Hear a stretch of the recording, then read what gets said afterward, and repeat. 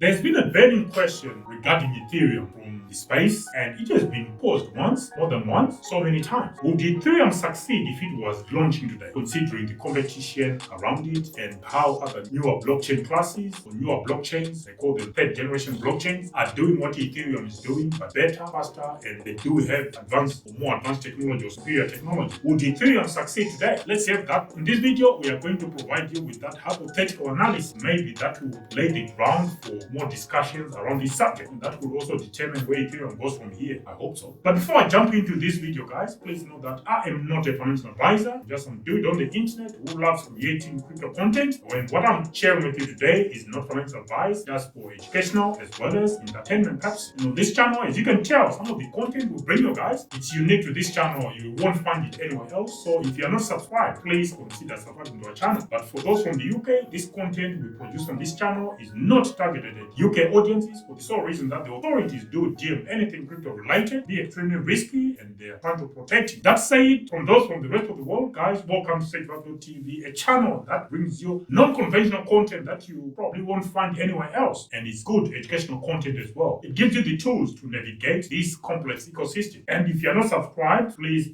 consider subscribing to our channel. The objective remains grow the channel, of course. Let's come back to our hypothetical analysis. Would Ethereum succeed today if it was launching for the first time? Well, if Ethereum was launching today, its success would hinge on various market, technological, and community factors, many of which are vastly different from when it first launched in 2015. In this video, we are going to examine the case for and against Ethereum's success if it were launching today, and that is a fascinating prospect. What do you think is going to happen? What do you think the conclusion is going to be? Now, let's start with the arguments for Ethereum's success if it launched today. We are just looking on the success side, okay? So, first of all, established demand for decentralized platforms. Since 2015, there's been a growing demand for decentralized applications, DeFi applications, NFTs, decentralized autonomous organizations or DAOs, and other Web3 solutions. I mean, you could turn around and say it was Ethereum that came up with smart contracts first. So, what we're trying to do here in this section is probably trying to say Ethereum's success derives on its own creations. Doesn't make any sense. But humor me for a minute. Let's say it wasn't Ethereum, it was something else that started this whole journey of smart contracts. Ethereum's original vision of being a world computer is now much more relevant, and its smart contract functionality has set a standard in blockchain ecosystem. Today's market has millions of users familiar with the concept of decentralized apps, tokenized assets, and smart contracts, making it easier for a new Ethereum to onboard users quickly. What about growing developer community and resources? Well, Ethereum's programming language, Solidity, is now well established, extensive developer resources, frameworks, and tutorials available. Even if launched fresh, Ethereum would likely benefit from this ecosystem, celebrating its adoption by developers, accelerating its adoption by developers. Additionally, the blockchain industry has evolved to provide much better developer support, tooling, and infrastructure than was available back in 2015, making it easier to build and deploy on Ethereum. Next point, institutional interest in blockchain and DeFi. Major financial institutions, governments, and enterprises are now interested in blockchain technology, particularly in Ethereum's DeFi infrastructure. The awareness of tokenization, staking, and decentralized finance is much higher today, which could help attract significant investment to Ethereum if it were launching today. Ethereum could also benefit from interest in emerging fields like real-world assets, tokenization, providing it with solid use cases that bridge the digital and real economies. Next point is Ethereum's transition to proof of stake. If Ethereum were to launch today, it would likely do so as a proof of stake chain from the outset, thereby offering a scalable and environmentally friendly consensus mechanism. The proof of stake model is more efficient and would give Ethereum a competitive advantage in an era where energy consumption is scrutinized. The presence of staking incentives